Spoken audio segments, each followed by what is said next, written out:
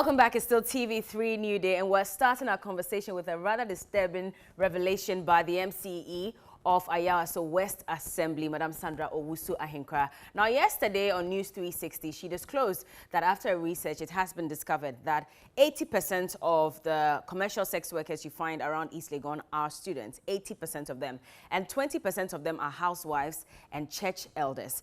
And so she was, discussing as to what can be done and how disturbing this is. And we put it out there for you to also give us your take on it. So that will serve as our rants for today. There are a few messages that have come in. So this one says that this clampdown on sex workers will not help anyone. Their work just has to be regulated by law, as it's done in some jurisdictions. There's nothing that is banned that works perfectly. Any lady who goes into sex work on their own has a need just as the clients. From the clampdown, 80% of them are students and others are married and active religious practitioners. TV3 should research into why they are sex workers, for it's only then that we can have an understanding of the issue and how to manage it. I call for legislation to regulate it.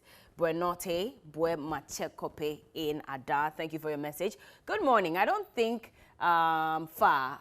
Okay, is it because of peer pressure or what? Please, it's high time we need to change from certain things. That's China Kwamo. Good morning. I'm Hawa Mohammed Mutala from Kumasi. In fact, I don't blame them, since even in school, the teachers will be having sex with them just to promote them. So after school, getting a job is difficult in Ghana. And so you have to do butter by giving out sex so that you can be employed. Some are helpless. That's why we have to help them. The reason for this it's just hardships, and sometimes it could be laziness. Same thing that Johnny said, and we'll come and find out their comments soon. But this is Francis from Kumasi. These days, the rate at which young ladies and young women are into commercial sex activities is alarming. Very much worse is the number of young ladies and girls who have barely finished their secondary school education, and some who are in tertiary institutions getting involved in commercial sex activities.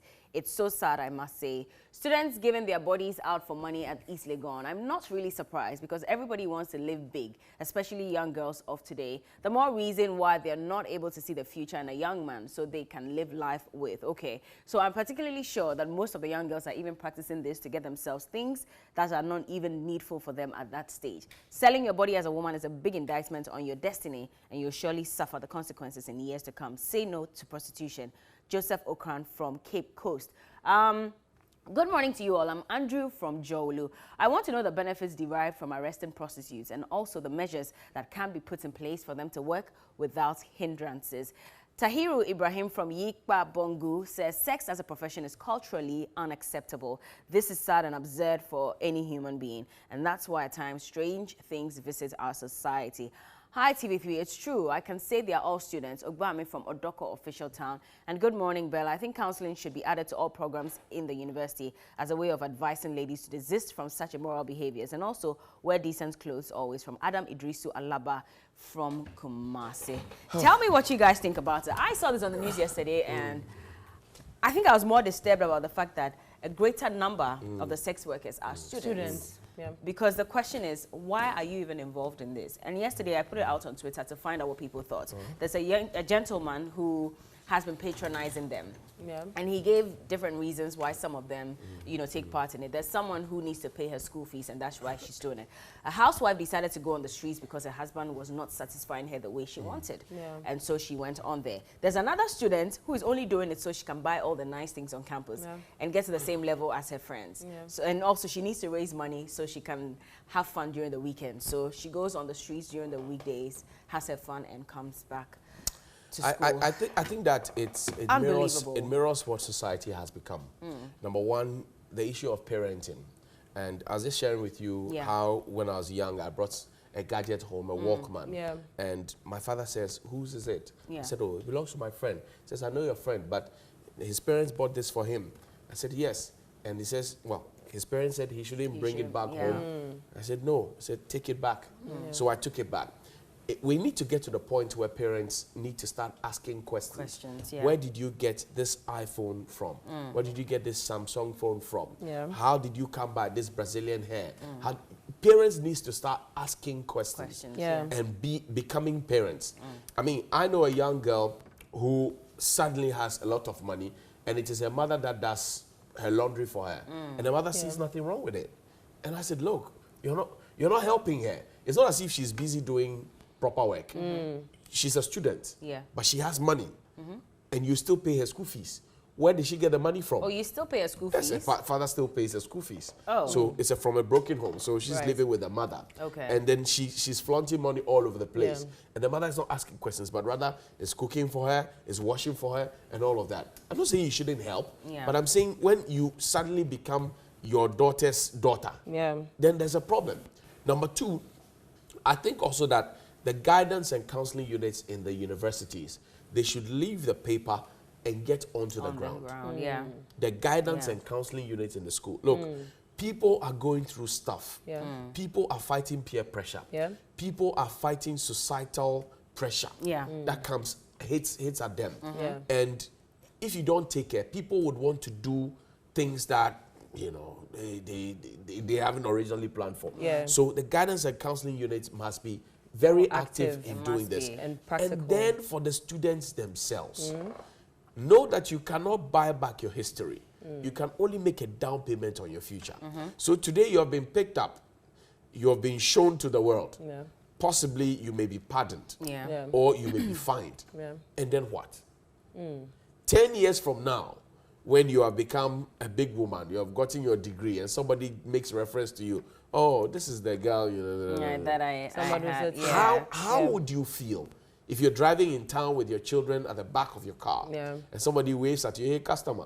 How would you feel? I would hide. How would you feel? I genuinely feel, though, that some women would say that they have no option, or some of the students would say they have no option, because if you look, some of them really don't have a support system. They come from some far place. Their parents are not around, or probably have passed, and they still want to go to school. They've pushed through, probably went through SS, and they thought, I saw a story like that a few years ago. They still want to go to school, and there's no seed fund to you know, invest into anything to turn the money around. And so, well, that's the last resort. And so they go into that. I want to say this as well. Of course, we all know that sex has become very cheap now. Anybody at all can get sex at any point in time. It's become also lucrative, actually. It has become lucrative, yes. Now, the people who are supposed to help you are now telling you that if you don't give me this, I'm not going to give you. So at that point, you are between a rock and a hard place. You don't have a choice. And that's why some ladies become so vulnerable.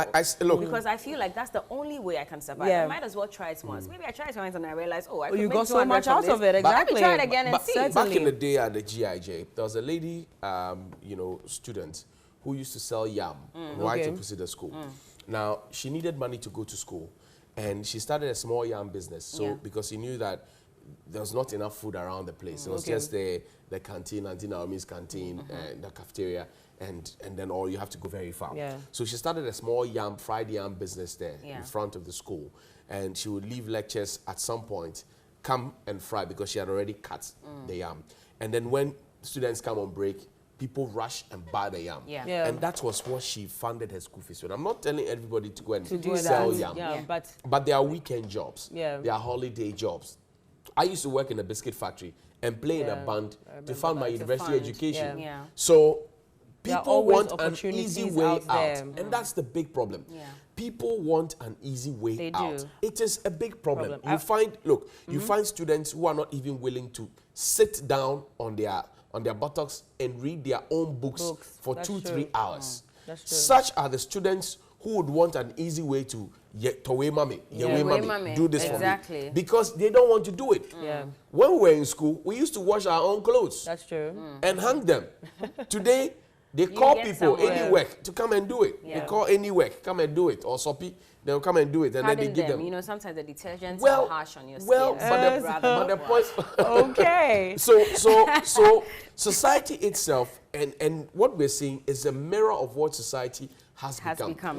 Again, the government needs to have a proper, I keep talking about it, a proper social protection policy. Proper social protection policy, so we have funding for brilliant but needy, and not just for party boys and girls. Because even the Student Loans Trust Fund now is becoming political. Not just now, I'm talking about, I mean, when I was in school, we knew that there were elements of politicking in there. But now it's become worse. Pretty much like what we do to pre-mix fuel or even NADMO handouts. They look at your face and they determine that, oh, in the community, you you are either NDC or NPP. Or, if it's NPP that's in power, you don't get it first. If NDC in power, you don't get it first. You are on the opposite side. We need to change. State resources, social protection should be for every single person. There are people who are genuinely brilliant, but they are needy. But they are not, exactly. And there are some who also need just a little push. What do we do as a country? And you see, these girls, for whatever reason, whether peer pressure, societal pressure, lack of financial muscle to get through it, when they are done with their education, this is the same country where we'll be expecting them to give off patriotic services. What level of patriotism can you draw from such a person? That's true. Who feels that I have been let down, I've been left to fall, and now the country suddenly comes and says, come and be patriotic. For where? I only have a question. When Pastor Odro says they have smooth, creamy, whatever it is, and they'll take them to hell. And they'll take them to hell. I want to ask this. I know that most of the private universities, when I say private, I'm talking the likes of Ashesi and stuff. So every vacation, the students are made, they ensure that students get some internship.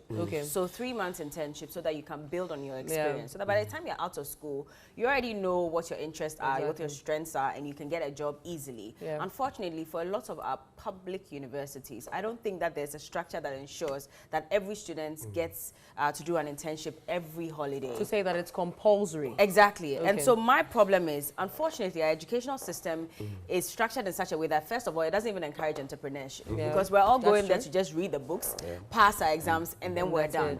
And so that's the system, and we're all going through it. At the end of our course, we don't even have the technical know-how to get a job that suits our interest or our personality. So then we're found wanting. And that's also why I don't have a job. That's also why I was asking TUTAG. Look, they are insisting on getting allowances and all of that. The Technical University Teachers Association of Ghana. I said, look, are these the same teachers whose students industry completely tell us that they can't employ them because they don't have the employable skills?